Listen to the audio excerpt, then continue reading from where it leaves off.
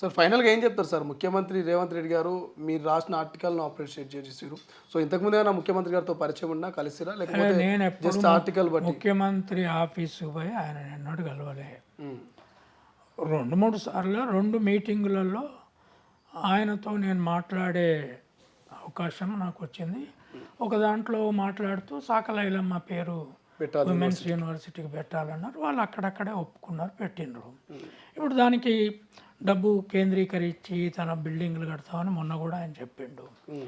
అది సాకలైలమ్మ పేరు నేను ఎందుకు పెట్టాలంటున్నా అంటే చాలా పెద్ద సాంస్కృతిక విప్లవ మార్పు అది ప్రపంచంలోనే.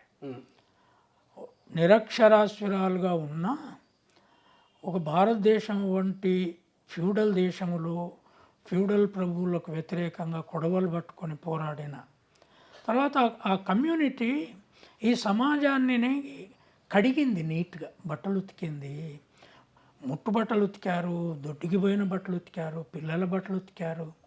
వాళ్ళు ఉతకని చెడు బట్ట అంటూ లేదు, వాళ్ళు చెయ్యని శుభ్రం అంటూ లేదు.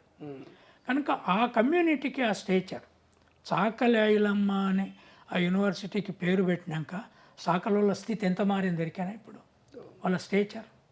నాకు రెండో మీటింగు దొడ్డికొమరయ్య కుర్మభవన్ ఇనాగరేషన్ అప్పుడు ముఖ్యమంత్రి మాట్లాడే ముందు నేను మాట్లాడే స్కోప్ వచ్చింది. అక్కడ వరంగల్ ఎయిర్పోర్ట్, మామనూరు ఎయిర్పోర్ట్ ఇప్పుడు పెద్దది అవుతుంది, ఆపరేటివ్ అవుతుంది కనుక దొడ్డికొమరయ్య కడవెండిలో పుట్టిండు, వరంగల్ జిల్లాలో. కనుక వరంగల్ ఎయిర్పోర్ట్కు ఆయన పేరు పెట్టాలని నేను సూచించిన, అడిగిన. కొంతమంది రాణి రుద్రమ పేరు పెడితే బాగుంటుంది. ఈ మధ్యనే కేసీఆర్ కూతురే రాణి రుద్రమ పేరు పెట్టాలని అన్నదని నాకెవరో అన్నారు, నేను వినలే. ఇప్పుడు ఎంత రాచరిక మనస్తత్వం అది. ఆమె ఒకరోజేమో నాకు ఫోన్ చేసి పూలే స్టాచ్యూ అసెంబ్లీలో పెట్టాలని నేను రౌండ్ టేబుల్ పెడుతున్నా, నేను రావాలంటే నేను ఇది రాంగ్ నెంబర్ అమ్మా, నాకెందుకు ఫోన్ చేసినావు నువ్వు? కవిత ఫోన్ చేస్తే నువ్వు రాంగ్ నెంబర్కి ఫోన్ చేసినావు, నువ్వు నాకెందుకు ఫోన్ చేస్తావు అని అన్నాను. లేదు సార్ మీకే చేసిన అంటే, లేదు నువ్వు మొన్నటి వరకు అధికారంలో ఉండి వాళ్ళు రాగానే వేయాల, వాళ్ళు ప్రగతి 1 year బ్యాక్ వీళ్ళు అధికారంలోకి వచ్చిన కాంగ్రెస్ అధికారంలోకి వచ్చిన నేను అదే సాకలైలమ్మ మీటింగ్లోనే చెప్పిన. తర్వాత ఈ పూలే పేరు వాళ్ళు ప్రగతి భవన్ పేరు పెట్టినాక తర్వాత ఇప్పుడు నువ్వు పూలే పేరు అడుగుడు, అది నువ్వు అడుగుడు పెద్ద, మాకు పూలే తెలవనట్టు, కనుక నీకు నువ్వు రాంగ్ నెంబర్కి ఫోన్ చేసినావు అని చెప్పిన.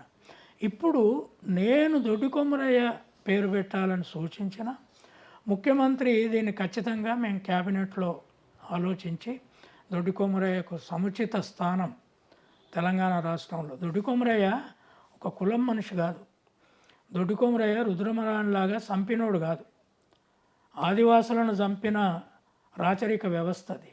సమ్మక్క సారక్కను జంపన్నను చంపిన ఆ కుటుంబం ఎవరు? కాకతీయులు. కాకతీయుల గురించి ఆమె కంటే ఎక్కువ నాకెరక, రైట్? నువ్వు దొడ్డికొమరయ్య పేరును కాదని రుద్రమదేవి పేరు అడుగుతున్నావా? అంటే మీ కుటుంబము, మీ రాజకీయము ఒకవైపేమో దొరలకన్నే అంటి పెడతారు. అసలు భూములు రైతులకు పంచిన భూములు, విప్లవోద్యమంలో ఉత్తర తెలంగాణలో పోరాటాలలో పంచిన భూములన్నీ మళ్ళీ భూస్వాములకు ఒప్పచెప్పిండ్రు. పాస్బుక్లు ఇచ్చిండ్రు, రైతు బంధు ఇచ్చిండ్రు. తర్వాత వాళ్ళ ఫాదరే నేను భూస్వామిని, భూస్వాములు కాకపోతే నేను ఫ్యూడలిజం నడపకపోతే నాకంటే ఎవడైనా పెద్దోడు అవుతాడు, ఎందుకు కానిస్తా అన్నాడు. ఇవాళ ఆమె కనుకంటే వాళ్ళ మనస్తత్వం ఏదో అర్థమవుతుంది. అంటే దొడ్డికొమరయ్యకు నువ్వు కాకతీయ యుద్ధాలు చేసి చంపిన రాజుల పేర్లు పెట్టాలంట. అరే పర్టికులర్గా కొంతమంది అయితే రాణి రుద్రమ పేరు పెట్టాలని వరంగల్లో కొంతమంది అంటున్నారు. వాళ్ళందరి మనస్తత్వం ఏంది? అసలు కాలేజీ పేరే అక్కడ ఒక మెడికల్ కాలేజీకి పెట్టిండ్రు వీళ్ళే. తర్వాత ఆయన పేరే ఇంకో కళాక్షేత్రానికి ముందే పెట్టిండ్రు. అక్కడ మేము సుఖసత్తయ్య పేరు కానీ గద్దరి పేరు కానీ కావాలంటే ఈ ప్రభుత్వం కూడా వాళ్ళు ఆల్రెడీ పెట్టున్నదనే వాళ్ళు దాన్ని ఓపెన్ చేసిండ్రు. అంటే మీరు ఎవరి పేర్లు పెడుతున్నారు? తెలంగాణ పోరాటంలో బీసీ ఎస్సీ ఎస్టీలు చనిపోయినంత మంది మీ పోరాట దశలో కూడా ఆత్మహత్యలని మీరు ఏవైతే చేశారో వాళ్ళంతా ఎవరు చచ్చిపోయినారు, ఎవరి పేర్లు పెడుతున్నారు మీరు? ఈ రాజకీయము చేస్తే దొడ్డి కొమరయ్యకు అడ్డంకిగా రుద్రమదేవినో ఇంకొవరినో తీసుకొస్తే అది చాలా పెద్ద పోరాటానికి దారితీసే విషయం. ఓకే, ఎటువంటి పోరాటానికి దారితీసే అన్ని బీసీ కులాలు తిరగబడాలి. ఆ చైతన్యం లేకపోతే ఎందుకు వీళ్ళు? ఇప్పుడు బీసీ మేధావులు కానీ, బీసీ నాయకులు కానీ, బీసీ సంఘాలు ఊకే ఏదో ఇది అది అడుగుతావా? నువ్వు చరిత్రను మార్చే ఇది అడగవా? సకలైనమ్మ పేరు పెడితే నువ్వు 100 ఫీజుల విషయం మాట్లాడిన దానికంటే సాకలైలమ్మ పేరు పెట్టడం అనేది తెలంగాణ చరిత్రనే మార్చిన ఘటన. ఓకే, చిన్నవి అడగడం వేరే విషయం, కానీ చరిత్రను మార్చడాన్ని అప్పర్ కాస్ట్లు ఒప్పుకోరు. దాన్ని వాళ్ళ సాకలైలమ్మ పేరు వచ్చింది ఆ యూనివర్సిటీకి. అక్కడ ఒక వీరనారి సాకలైలమ్మ అని మొత్తం టీవీలలో కనపడుతుంటే తెలంగాణ జనం ఎంత సంతోషించాలి ఆ స్త్రీ ముఖం చూసినప్పుడు.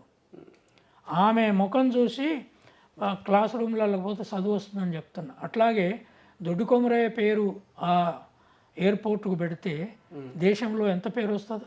అవతల బీజేపీ వాళ్ళు పెట్టిన సెంట్రల్ యూనివర్సిటీ కూడా సమ్మక్క సారక్క పేరు పెట్టినరు. మీకు ఆశోయి కూడా లేదా? బీజేపీ ఆ యూనివర్సిటీకి సమ్మక్క సారక్క యూనివర్సిటీ అని పెట్టింది. మీకు ఆశోయి లేకుండా ఇవాళ రుద్రమదేవి, ప్రతాపరుద్రుడు ఇవే పెడతారా? No, this is absolutely nonsense. I will fight to the extent possible. Right, మిగతా వాళ్ళను కూడా ఇట్లాంటి ఆలోచనల మీద ఫైట్ చేయమని నేను విజ్ఞప్తి చేస్తున్నా. సార్, ఫైనల్గా ఒక్క మాటలో చెప్పాలంటే ఏడాదిన్నరలో కాంగ్రెస్ ప్రభుత్వం ఇచ్చిన మాట నిలబెట్టుకుంది, అభివృద్ధి పరంగా ముందుకు పోతుందని ఏమైనా అనిపిస్తుందా మీకు అట్లా? వాళ్ళు చేసేది వాళ్ళు చేస్తున్నారు. నేను 5 ఏళ్ళకు ముందు ఎంత చేసినారో ఎంత చేయలేదో అసెస్ చేస్తా. నేను వాళ్ళని సపోర్ట్ చేసిన వచ్చే ముందు, ఎందుకంటే వాళ్ళు పెట్టిన ప్రజా కోర్టుకు నేనే జడ్జిగా ఉండి వెల్ఫేర్ స్కీమ్ ఎట్లా పెట్టాలి, తర్వాత అసలు ఈ తెలంగాణను తెచ్చింది గద్దరు, ఇచ్చింది సోనియా గాంధీ, తెలంగాణను తెచ్చింది కేసీఆర్ అని నేను చెప్పిన మొదలు వాళ్ళు గద్దరు నూనె చేసుకున్నారు. కనుక నేను ఉరుకురికి పశువులు కాస్తే పొద్దుగు కదని నాకు తెలుసు. గొర్రెలు కాసేటప్పుడు ఒక సామెత ఉండేది. మా అయ్య కానీ పక్కోళ్ళు కానీ చిన్నపిల్లగానప్పుడు ఏం చెప్పేదంటే, అరే ఉరుకురికి నువ్వు గొర్రెలు కాసి పొద్దుగూకుతుంది అనుకుంటే కూకదు బిడ్డ, దినమంతా తిప్పాలిరా గొర్రెలను, దినమంతా తిప్పినాక వాటి కడుపు నిండిందా లేదా చూసుకోవాలి, వెనక్కి వచ్చేటప్పుడు గుంపు చూసుకోవాలి. నాకు ఆ లక్షణం ఉంది. నేను తొందరపడి జడ్జిమెంట్లు ఇవ్వను.